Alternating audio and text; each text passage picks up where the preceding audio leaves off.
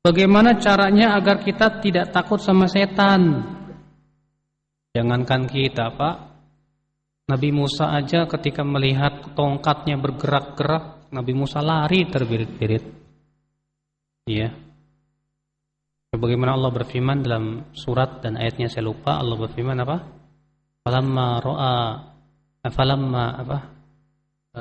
Bukan dikatakan ketika Nabi Musa melihat tongkatnya bergerak-gerak, walla mudbiran, Nabi Musa pun segera lari ke belakang. Ya, falam yu'aqib. Kalau itu Nabi Musa. Kemudian kita gimana caranya supaya nggak takut ya? Ya kenalan aja dulu sama setan. Artinya biasakan dulu. Kalau antum biasa misalnya ketemu sama jin dengan wajah yang seram, sekali ketemu biasanya besoknya nggak takut lagi, Pak. Ya, tapi antum jangan ngarep-ngarep. Ya. Terkadang begitu, memang yang namanya takut sama sesuatu yang menyeramkan itu tabiat manusia, Pak. Bukan takut yang tidak boleh.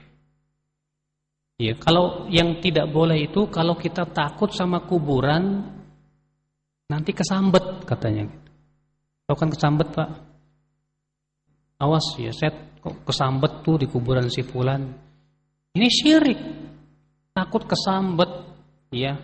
Kalau ngelewatin pohon beringin takut kesambet. Seakan-akan itu bisa memberikan manfaat dan mudarat.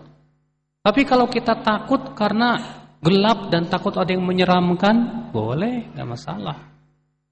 Itu tabiat. Tapi kalau kita bisa menghilangkannya bagus. Ya, antum takut sama singa, takutnya boleh tidak? Ya lumrah tabiat. Tapi terkadang ada orang yang saking kuatnya takutnya kepada Allah, akhirnya kepada ya binatang buas pun tidak takut. Sebagaimana disebutkan dalam satu riwayat bahwa di zaman Ibnu Abbas ada seekor singa masuk ke kota Madinah, sehingga orang-orang pada takut berlarian. Maka Ibnu Abbas segera keluar, dijewernya singa itu keluar. Pergi kamu singa, pergi. Ya. Pernah juga dalam sebuah cerita Safinah Maula Rasulullah SAW. Safinah Maula Rasulullah pernah ketika ikut peperangan beliau kesasar di sebuah hutan. Tidak tahu jalan keluarnya kemana. Kemudian dia bertemu dengan seekor singa. Kemudian dia berkata, wahai hamba Allah, tunjukkan aku jalan keluar.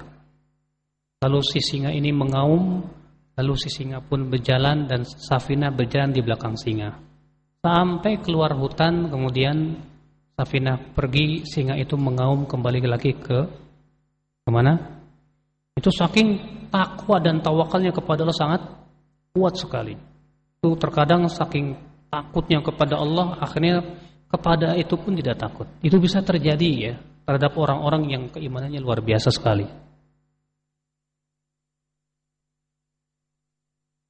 Dan kalau kita mah disenyumin singa aja udah takut, Pak.